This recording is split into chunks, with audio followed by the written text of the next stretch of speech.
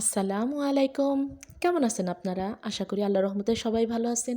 আমিও আলহামদুলিল্লাহ আপনাদের দোয়ায় ভালো আছি। রেখা সোয়াল চ্যানেলের পক্ষ থেকে আমি রেখা আপনাদেরকে জানাই অনেক অনেক শুভেচ্ছা। তো আজকে কিন্তু দেখতেই পাচ্ছেন অনেক ভোর।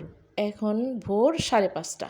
তো 5:30টায় উঠছি। এত ভোরে কেন উঠছি? আজকে থেকে আপনাদের ভাইয়ার স্কুল খোলা।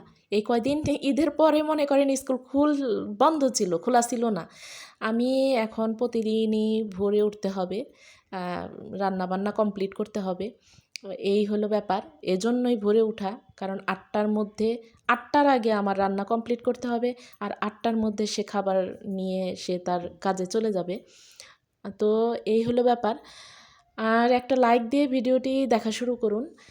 আর আজকে থাকছে কিছু রান্নাবান্না থাকছে। আমি যা সকালবেলার যা করলাম, খুব তাড়াহুড়ার টাইমে যতটুক করা যায় রান্না, এত 8টার আগেই করতে হয় তো যত তাড়াতাড়ি সিম্পল রান্না আমি করে নিছি। এই যে ঢ্যাঁড়স ভাজি করব, আর সাথে একটু মলা মাছের চচ্চড়ি করব। এই হলো, সাথে থাকুন, সঙ্গে থাকুন, দেখতে পাবেন। আর ভিডিওতে আমি এক আপুর কথা বলবো। তো জানতে হলে আমার তো ভিডিওর সঙ্গে থাকতে হবে। লাস্ট পর্যন্ত যদি থাকেন তাহলে দেখতে পাবেন। তো আমি শুরু করি, আপনারা সঙ্গে থাকেন, একটা লাইক দিয়ে সঙ্গে থাকেন। তো ঢেঁড়স কুটিয়ে ধুয়ে আমি চড়াইয়ে দিলাম। আর এখন বলি, তো আমি কিছুদিন খুব অসুস্থ ছিলাম। অসুস্থ ছিলাম বলতে আমার ডাক্তারের কাছে অনেক দৌড়াদৌড়ি করতে হয়েছে। অনেক দৌড়াদৌড়ি বলতে এই রিপোর্ট আনতে হবে, আবার ডাক্তারকে দেখাইতে হবে, এই নিয়ে একেবারে মানে হিবিজিবির মধ্যে পড়ে গিয়েছিলাম। এখনও হিবিজিবির মধ্যে আছি, পুরোপুরি আমি হয়ে উঠি নাই।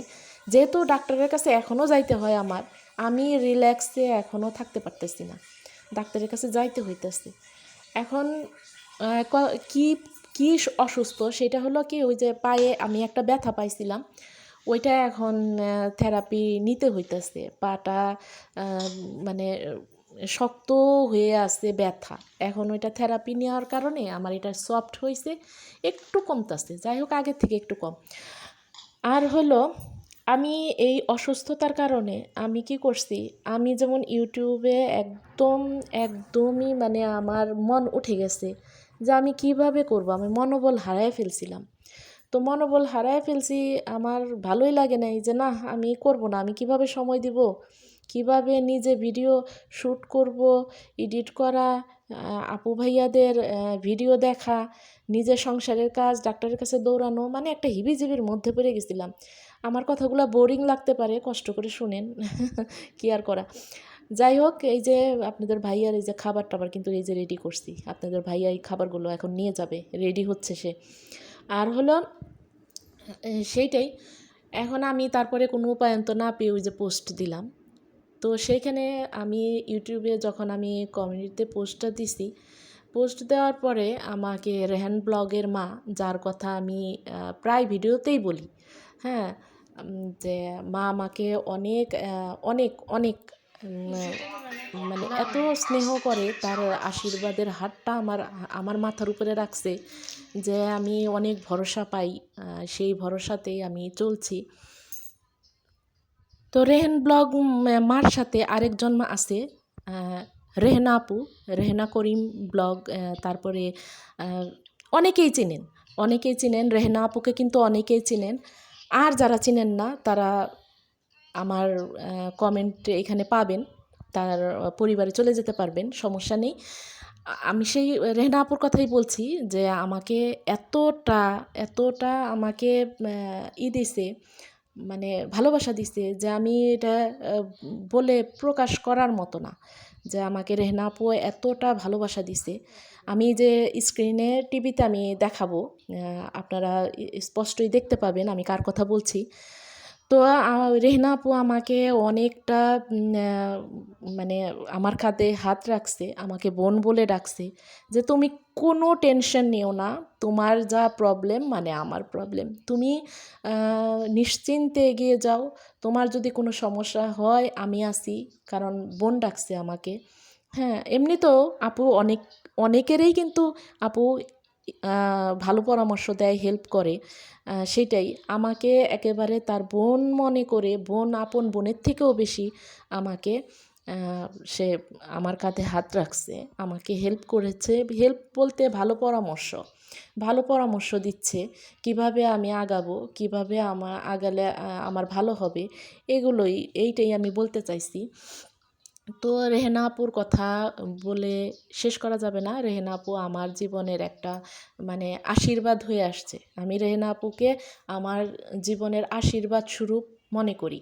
কারণ সে আমার জন্য যা করছে বা করতেছে, বা আমি এটা বলে আমি বোঝাতে পারবো না। আপনারা রেহেনা আপুকে যারা চিনেন তারা কিন্তু চিনেনি, আর যারা চিনেন না তারা আপনারা যেতে পারেন, তার পরিবারে যেতে পারেন, দেখতে পারেন, তার ভিডিওগুলো দেখলেই বুঝবেন। তো ভিডিওর মাধ্যমে আমি রেহেনা আপুকে ধন্যবাদ জানাই, কৃতজ্ঞতা প্রকাশ করি। আজীবন আমি রেহেনা আপুকে ভুলতে পারবো না, ছাড়তে পারবো না। এই হলো ব্যাপার। রেহেনা আপু আমার কাছে অনেক কিছু, এই যে রেহেনা আপু আমার কাছে অনেক কিছু, সে আমার কাছে কি আমি এটা বলে বোঝাতে পারবো না। সে একদম মানে গার্জিয়ানের মতো ভালো পরামর্শ দেয়। শুধু পরামর্শ না, সে অনেকটা রাস্তা মানে কঠিন রাস্তা সহজ করে দেয় বলতে গেলে এরকম। তো রেহেনা আপুর কথা আমি আজীবন মনে রাখবো। আমি যেন তার বোন হয়ে থাকতে পারি। হ্যাঁ, টাকা পয়সা কিন্তু একটা অন্যরকম জিনিস, আর ভালো পরামর্শ, কাউকে ভালো পরামর্শ দিয়ে হেল্প করা, এটা কিন্তু জীবনের বিরাট কিছু। টাকা মানুষ খেয়ে ফেলে শেষ হয়ে যায়, কিন্তু একটা ভালো পরামর্শ এটা কিন্তু মানুষের জীবনে অনেক কাজে লাগে। তো আপু যেটা পরামর্শ দেয়, যেভাবে করতে বলে সেভাবে করলে আমি দেখতেছি আমার ভালো হচ্ছে, আমি বুঝতেছি আমি এটা পাইতেছি, ভালো হচ্ছে। আর একটা কথা, রেহেনা আপুকে দেখলে আমার আগে একটা পজিটিভ ফিল হতো, সত্যি তাকে দেখলে একটা পজিটিভ এনার্জি আসে। হ্যাঁ, এই যে রেহেনা আপুর এই যে এইটা চ্যানেলটা, এই যে ভালো করে দেখেন আপনারা, যাদের ভালো লাগে তারা চলে যাবেন, আমি জোর করব না। আপনারা চ্যানেলটি ভিজিট করেন, দেখে আসতে পারেন। তো আপুকে অনেক ধন্যবাদ। আমি ভিডিওর মাধ্যমে আমি সবাইকেই বললাম, কারণ আমার ভালো লাগা আমি সবার সাথে শেয়ার করলাম। কেউ খারাপ ভাববেন না, কেউ নেগেটিভ নেবেন না, পজিটিভলি নেবেন। এটা আমার আপু, আমার আপন বোনের মতন, একেবারে আপন বোনের থেকেও বেশি আমাকে ভালো পরামর্শ দিছে। সেটাই আপনাদের সাথে আমি আজকে শেয়ার করলাম।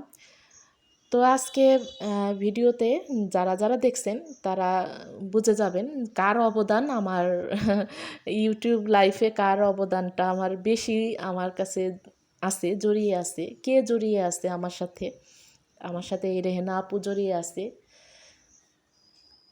চ্যানেলের নাম ইমতি অ্যান্ড আয়ান ব্লগস। তো আপনারা চ্যানেলটি ভিজিট করতে পারেন, দেখতে পারেন। অনেকেই চিনেন, আপুর সাথে অনেকেই অ্যাড আছে, কারণ প্রত্যেকের কমেন্টের নিচে গিয়ে আপুর কমেন্ট কিন্তু পাওয়া যায়। হ্যাঁ, আপু অনেকগুলো আইডি দিয়ে সবাইকে সাপোর্ট করছে, এটা আপুর কাছে আমরা কৃতজ্ঞ। হ্যাঁ, আর ভালো পরামর্শ দেয়, এটাও কিন্তু অনেকখানি। সবাই কিন্তু ভালো পরামর্শ দিতে পারে না। হ্যাঁ, অনেকে জানে না, বুঝে না, দিতে পারে না। আপু অনেক কিছুই বুঝে, জানে। তো আপনাদের সাথে আমি শেয়ার করলাম। আপনারা সবাই ভালো থাকবেন, সুস্থ থাকবেন। আল্লাহ হাফেজ, আসসালামু আলাইকুম।